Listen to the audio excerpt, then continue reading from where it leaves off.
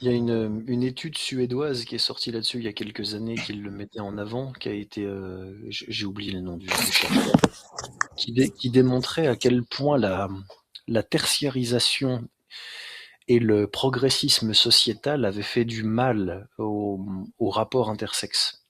En gros, l'idée, c'était ce que démontrait l'étude, c'était que plus on uniformise culturellement les sexes, et plus on fait ressortir les différences biologiques, qui n'en sont que d'autant plus brutales comme système de blocage. C'est-à-dire à force d'uniformiser sur le lieu de travail, de traiter les hommes comme et les femmes, tout le monde pareil, et tout le monde sur le même boulot, et tout le monde avec les mêmes fringues, et tu vois, un peu, enfin, je simplifie l'idée évidemment, mais ça ne fait que ressortir les différences biologiques qui sont les seules qui restent. Ce qui a contribué à l'antagonisation sur ce terrain, et aussi à la, à la fausse piste qui consiste à analyser les choses en fonction d'une dichotomie homme-femme, au lieu d'analyser les rapports de production. Puisque, a priori, on ne paye pas son loyer en fonction de ses gonades, mais en fonction de la valeur qu'on arrive à créer économico-culturelle dans un système marchand, dans le monde en dehors de la maison. Donc il y a aussi tout ça qui est très... on se prend un peu en pleine tronche dans nos métiers. Euh, Je sais pas vous, mais moi je sais le nombre de personnes que j'ai en séance, dont on va découvrir au bout d'un moment que ces personnes sont bloquées au niveau de leur voix et de leur communication et de leur choix de mots et de leur prosodie par tout un tas de pressions fantômes et de chimères psychosociales qu'elles ont apprises à intégrer comme des axiomes.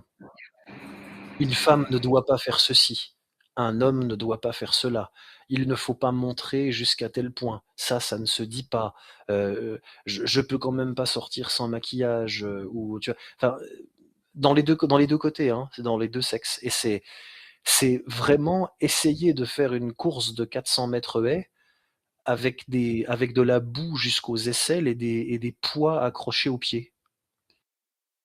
Hem Et Monsieur Malone, est-ce que le consentement ne mettrait pas fin à la séduction finalement? Bah, bien sûr que si, évidemment que si, puisque le consentement est une contractualisation de l'incertain.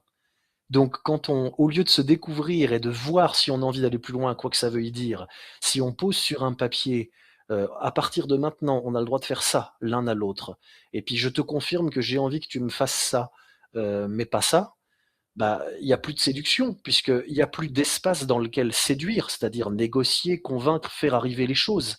C'est prévisionnellement contractualisé. Donc ça tue le truc. Et c'est pour ça que je dis que c'est vraiment un truc de con, de ricain, parce que c'est un truc de légaliste, c'est-à-dire, ah, il y a des femmes qui se font agresser par des hommes.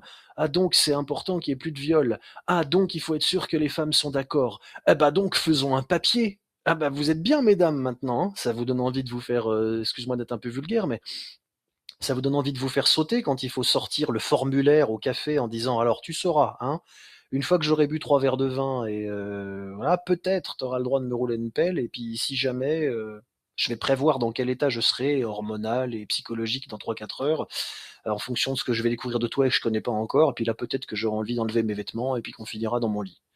Mais pour me protéger, je vais le prévoir d'avance dans un texte de loi». Bon, je suis désolé, mais enfin, ça n'a aucun putain de sens, et pour n'importe quel humain normalement constitué, ça arrête tout parce que tu te dis: «C'est plus une question de ce que je voudrais, de ce dont j'ai envie ou pas, ou de ce qui est possible».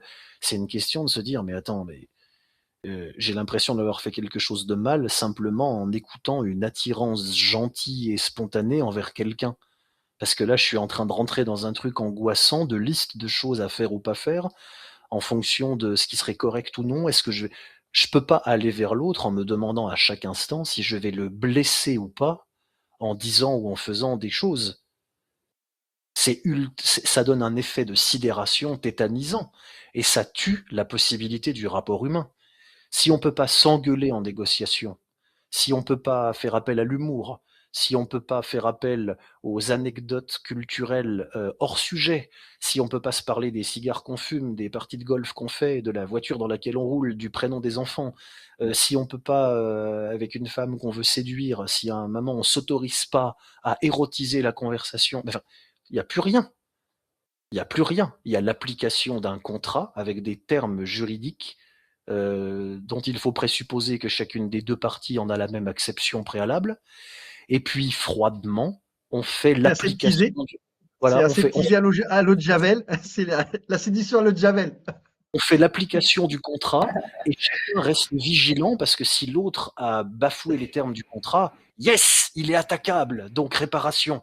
Donc des sous pour la paroisse parce que dommages intérêts psychologiques. Il fait, mais qu'est-ce que c'est que ce monde de tarés? Donc oui, à bas le consentement. Je mets d'énormes guillemets, hein. Ne coupez pas cette partie. À bas, C'est toi. Je vais faire un short. Je vais faire un short. à bas le consentement, vive la séduction. Et n'oubliez pas tout le préambule d'avant, hein, allez pas me foutre dans la merde. Un homme peut avoir tout ce qu'il veut s'il est prêt à faire des sacrifices.